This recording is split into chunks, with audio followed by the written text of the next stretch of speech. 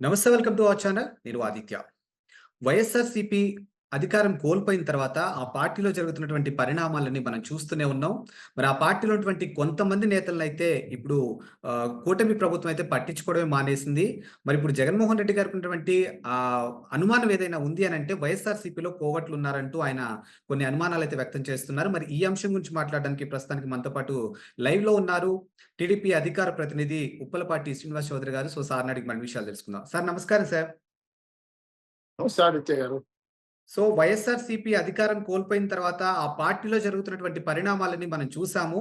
So, మరి కూటమి ప్రభుత్వం ఏదైతే కూటమికి సంబంధించినటువంటి పార్టీలున్నాయో, ఆ పార్టీలో ఉన్నటువంటి కొంతమంది కీలక నేతల్ని పట్టించుకోవడమే మానేసింది. ఇప్పుడు అదే అంశాన్ని జగన్మోహన్ రెడ్డి తెర మీదకి తీసుకొచ్చి వైఎస్ఆర్‌సీపీలో కోవట్లు ఉన్నారు అన్నట్టు ఆయన వ్యక్తం చేస్తూ ఉన్నారు. మరి అసలు ఈ అంశాన్ని ఏ విధంగా చూడొచ్చు? నిజంగానే వైఎస్ఆర్‌సీపీలో కూటమికి సంబంధించిన కోవట్లు ఉన్నారంటారా? యెస్. మొదట ఆదిత్య గారు మీకు, ఉల్ఫ్ టీవీ ప్రేక్షకులకి, తెలుగుదేశం పార్టీ తరపున నా తరపున నమస్కారాలు. ఎక్కలేనమ్మ స్వర్గానికి ఎక్కుతానంట. గతంలో జగన్మోహన్ రెడ్డి గారు చెప్పిన మాట ఒకసారి మీకు ఉటంకిస్తా. వైఎస్ఆర్‌సీపీ పార్టీ గెలవాలంటే నా కట్ట ఒకటే ఉండాలి. నేను గీసిందే గీత. నేను రాసిందే రాత. నన్ను చూసి ఓట్లేయండి. నేను తప్ప కర్త, కర్మ, క్రియ వైఎస్ఆర్‌సీపీ పార్టీలో ఎవరు లేరు అని నిర్ణయించుకొని భారత రాజ్యాంగానికి విరుద్ధంగా శాశ్వత అధ్యక్షుడిగా ప్రకటించుకున్నాడు. ఏంది వైఎస్ఆర్సీపీ పార్టీ, రైతు యువజన శ్రామిక పార్టీ. సరే, సంతోషం, రాజ్యాంగం ఒప్పుకోలేదు, తీసేసారు, తర్వాత ఆ విషయం. ఇప్పుడు మీరు మాట్లాడే మాటలు, చేసే చేష్టలు ఇవన్నీ గమనించిన తర్వాత రాష్ట్ర వ్యాప్తంగా వైఎస్ఆర్సీపీలో ఎందుకు మేము ఉండాలి అనే ప్రశ్న వైఎస్ఆర్సీపీ నాయకులు, కార్యకర్తలు, ఎమ్మెల్యేలు, ఎంపీలకు తలిచింది. దాంతో ఏదైతే వచ్చిన సందేహంతో ఒకరొకరు మాట్లాడుకుంటారు కదా, ఒకరొకరు డిస్కస్ చేస్తారు కదా, వాళ్ళ విషయం పక్కన పెడదాం. ఆదిత్య గారు, మీరు నేనే మాట్లాడుకుందాం. జగన్మోహన్ రెడ్డి పార్టీలో ఒక వ్యక్తి ఎందుకు ఉండాలి అంటే, ఒక సామూహిక హత్యా రాజకీయాలు చేసే రాజకీయ పార్టీలో ఉండాలనుకుంటానా, లేదంటే ప్రజల్లో సేవ చేసి గొప్ప నాయకుడు అయ్యే పార్టీలో ఉండాలనుకుంటానా, లేదంటే మహిళల పట్ల దుర్మార్గంగా వ్యవహరించి 4 స్టార్లు తయారు చేసే పార్టీలో ఉండాలనుకుంటానా, లేదంటే ప్రార్థించే పెదాల కన్నా సాయం చేసే చేతులు గొప్ప అని చెప్పి కొన్ని రాజకీయ పార్టీలు జెండా పక్కన పెట్టి విజయవాడ వరదపతి సాయం చేస్తున్నారు, అటువంటి పార్టీలో ఉండాలనుకుంటానా, లేదంటే ఒక క్రెడిబిలిటీ, ఫలానా పార్టీలో ఉంటే నాకు విలువ పెరుగుతుంది, హోదా పెరుగుతుంది, సమాజంలో గౌరవం ఉంటుంది అనే పార్టీలో ఉండాలనుకుంటాను. నాకున్నంత వరకు, నాకు తెలిసినంత వరకు, నేను 43 ఏళ్ల తెలుగుదేశం పార్టీ చరిత్రలో 28 ఏళ్ళుగా నేను కంటిన్యూగా పార్టీలో ఉన్నాను. నేను తెలుగుదేశం పార్టీలో ఉంటే ఒక విలువ ఉంటుంది, ఒక గౌరవం ఉంటుంది, ఒక రెస్పెక్ట్ ఉంది. మాకు మా నాయకులు చేసే పని విధానం వల్ల అది మాకు వస్తుంది. ప్రజలతో పనిచేసేదాని వల్ల విజ్ఞత, గౌరవం వాళ్ళు ఇస్తారు. ఆ స్థానాన్ని మేము కోల్పోకూడదు, ఎప్పుడూ నిలబెట్టుకోవాలి. ఇప్పుడు జగన్మోహన్ రెడ్డి గారి పార్టీ ఏ దేశం కోసం పోరాడింది, ఏ రాష్ట్రం కోసం పోరాడింది? జగన్మోహన్ రెడ్డి గారు పెట్టిన యువజన రైతు శ్రామిక పార్టీ స్వయంభూ కాదు, అంటే తను స్థాపించిన పార్టీ కాదు. ఎవరో కాంగ్రెస్ పార్టీలో ఈయనకి అధికారం ఇవ్వలేదని చెప్పి సోనియా గాంధీని ఎదిరించానని చెప్పి వాళ్ళు చెప్పుకుంటున్నారు. మేము సోనియా గాంధీకి ఇన్నుపొడి పొడిచాను మేము అంటాం. నువ్వు వాళ్ళ దగ్గర చించుకొని వచ్చావు కొంతమందిని. దాంట్లో వైఎస్ఆర్సీపీలో నాయకులు రాజశేఖర రెడ్డి లెగసీని గుర్తుపెట్టుకొని మనల్ని కూడా ఆ విధంగా చూస్తాడని చెప్పి నమ్మి, ఏమారి, తప్పు చేసి వచ్చేసాం.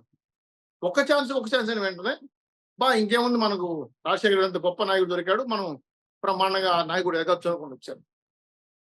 10 ఏళ్ళు అధికారం లేకుండా మీరు పరిపాలన చేయడం, ప్రతిపక్ష హోదాలో ఉన్నారు. 2019-24 అధికారం చూసిన తర్వాత ఎమ్మెల్యేలకు ఇంటర్వ్యూ ఇవ్వలేదు, ఎంపీలకి ఇంటర్వ్యూ ఇవ్వలేదు, కార్యకర్తల దగ్గరకు కూడా రానిలేదు.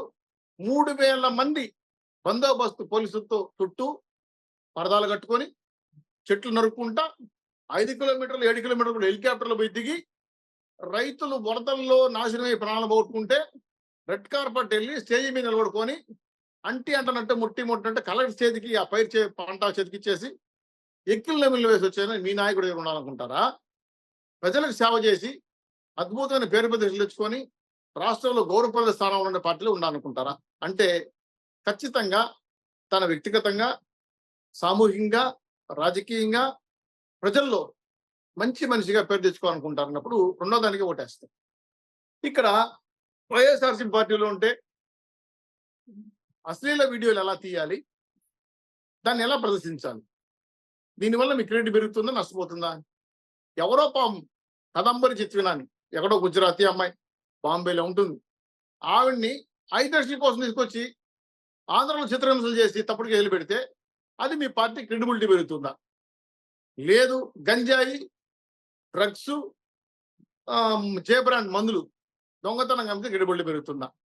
ఇవన్నీ చూసినప్పుడు రాజకీయాల్లో ప్రజలు రెండు బేరుజు చేస్తారు త్రాసులాగా, ధర్మం అధర్మాన్ని.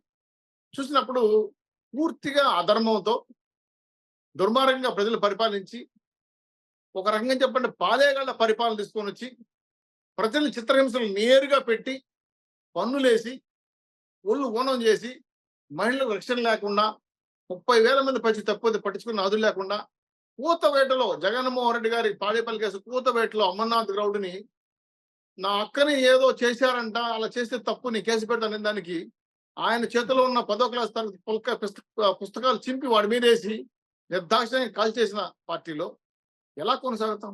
ఎలా ఉంటాం? ఏం గౌరవం ఉందని ఉంటాం? ప్రజాస్వామ్యం లేదు, ఒక నాయకుడిని కలవలేం, ప్రజా సమస్యల పైన పనిచేయలేం.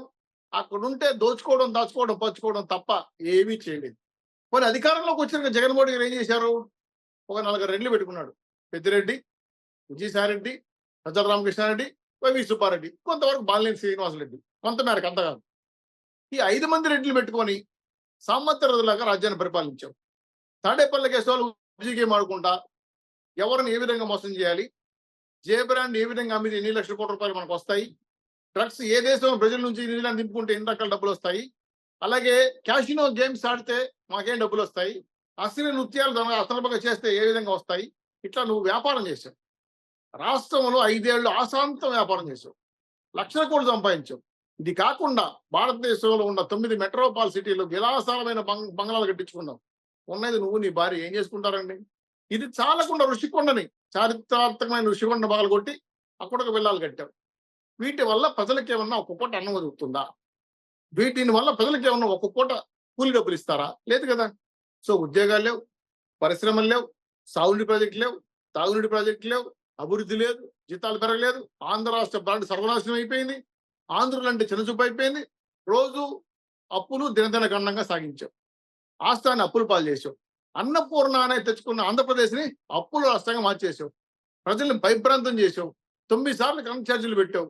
అసలు చెప్పుకుంటా పోతే రోజు సరిపోదండి ఇది చేసిన పాపాలు. ఈ పాపాలకన్నిటికీ పరిహారంగా పూర్తి స్థాయిలో ఈ రాష్ట్రం నుంచి నువ్వు అవసరం లేదని చెప్పి తీవ్రమైన శిక్ష 151 మంది ఎమ్మెల్యేలు ఇచ్చిన విర్రవీగిన నువ్వు, నా ఇంటికి కూడా పీకలేవన్న నువ్వు, మొత్తం తల మీద ఇంటికి పీకేసి 2 ఎంటికలు పెట్టి 11 ఎంటికలు చెప్పి పక్కన కూర్చొని పెట్టాడు. ఇంకా సిగ్గు రాకపోతే వెళ్ళండి. ఇటువంటి పార్టీలో ఎవరైనా ఉంటాడా? మహిళల్ని గౌరవించలేని పార్టీలో ఉంటాడా? మద్యం డ్రగ్స్ అమ్ముకునే పార్టీ ఎవరైనా ఉంటాడా అన్నప్పుడు ఎవరు ఉండరని తెలిసిపోయిన తర్వాత వాళ్ళకి భవిష్యత్తు కనపడింది. అమ్మబాబు ఇంత ఉండి మునిగిపోతామని చెప్పి ఏవైతే అందుబాటులో ఉన్న పార్టీలు జరిపి ఏదో ఒక రాజకీయ పార్టీలో ఉండి గౌరవాన్ని దక్కుతుందని చెప్పి 11 మంది ఎమ్మెల్యేలు 6-7 మంది వేరే పార్టీలకు వెళ్ళిపోతున్నారు.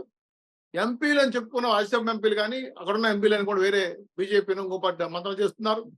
ఆల్రెడీ అంత ఇంత బుర్రుండి ఆలోచించే కార్యకర్తలకు ఎది స్థాయి ఉన్నటువంటి దీపం ఉండగానే ఇల్లు చక్కబెట్టుకుందామని ఇతర రాజకీయ పార్టీలకు వెళ్ళిపోతున్నారు. విజయవాడ లాంటి ప్రాంతాల్లో మేయర్లు, కార్పొరేటర్లు, విశాఖపట్నంలో కూడా వలస పెడుతున్నారు. టోటల్ గా వైఎస్ఆర్సీపీ పార్టీలో జగన్మోహన్ రెడ్డి గారే one of the one and one solo leader అని చెప్పుకునే జగన్మోహన్ రెడ్డి గారిని జనం కాకుండా పార్టీ నాయకులు, కార్యకర్తలు, ఎమ్మెల్యేలు, ఎంపీలు కూడా పూర్తి స్థాయిలో నమ్మడం లేదు. నమ్మకం కోల్పోయారు. మీరు మీ విధానాల వల్ల రాజకీయ అనుభవం లేని వ్యక్తులు, రాజకీయ పార్టీని ఆపలేదు, పార్టీ నిర్మించలేదు, పార్టీ కార్యకర్త తయారు చేయలేదు. ఏమన్నా రెడీమేడ్గా ఉండే పార్టీ తీసుకొచ్చి నా పార్టీని లేబుల్ ఎక్కించుకొని జయబ్రాండ్ లాగా పరిపాలించావు. అది నీకు రివర్స్ అయింది. నిన్ను నమ్ముకున్న కార్యకర్తలు ఈరోజు ఇదులు పాలయ్యారు. నిన్ను నమ్ముకున్న రౌడీలు, గుండాలు జైలు పాలయ్యారు. నిన్ను నమ్ముకున్న సిన్సియర్ గా పనిచేసే వ్యాపారస్తులు భయపడి వేరే రాష్ట్రాలకు వెళ్ళిపోయారు. సో టోటల్ గా జగన్మోహన్ రెడ్డి గారి యొక్క చరిత్ర చూస్తే విధ్వంస రాజకీయాలు, వ్యాపార లావాదేవీలు తప్ప ప్రజలకి మంచి పరిపాలన ఇద్దామని లేదు. రాజ్యాంగాన్ని అమలు చేద్దామని లేదు. పూర్తి స్థాయిలో రాష్ట్రాన్ని, రాష్ట్ర ప్రజల్ని చిత్రహింసలు చేసి 5 ఏళ్ళు నీ స్వలాభం కోసం పిల్లల జీవితాన్ని కూడా చిదిమేశావు. మహిళల జీవితాన్ని కూడా చిదిమేశావు. దిశ చట్టం ఉందో లేదో కూడా తెలియదు. పూర్తి స్థాయిలో వైఎస్ఆర్సీపీ రాజ్యాంగం రాసుకొని, పోలీసుల్ని పాలేగాళ్ళగా మార్చుకొని, అధికార దర్పంతో విర్రవీగిన నిన్ని ఖచ్చితంగా నేల మీదకి దించారు. ఇప్పుడు నువ్వు దాన్ని సహించలేక నాకు సెక్యూరిటీ ఇవ్వండి, 3000 మంది పోలీసులు ఇవ్వండి, జెట్ కేటగిరీ ఇవ్వండి, నాకు పాస్పోర్ట్ ఇవ్వండి విదేశాలకు పోవడానికి. ఏంటండి ఇచ్చేది? మీకు అర్థం కాలేదు. ప్రజలు ఇస్తే అధికారం తీసుకోవాలి. ప్రజలు వద్దని కింద కూర్చొని పెట్టారు. కాబట్టి ఇంకైనా బుద్ధి తెలుసుకొని కనీసం ఒక మంచి తండ్రిగా, ఒక మంచి భర్తగా, ఏదో బెంగళూరులో ఏదో ప్యాలెస్ కట్టుకున్నామంట, అక్కడ కూర్చొని పరిపాలించి ఏదో పేపర్ చదువుకొని బతుక్కోవాల్సిందే కానీ ఆంధ్ర రాష్ట్ర రాజకీయాలకి జగన్మోహన్ రెడ్డి గారు పనికిరారు. మళ్ళీ కూడా వచ్చే అవకాశాలు లేవు. జగన్మోహన్ రెడ్డి గారు నమ్మరు. వైఎస్ఆర్సీపీ పార్టీ లేదు. అడ్రస్ గల్లంతే రోజులు తొందరలోనే ఉన్నాయి. ఈ ఫ్లడ్స్ రాకపోయి ఉంటే ఈ పార్టీకి ఖాళీ అయిపోయింటది.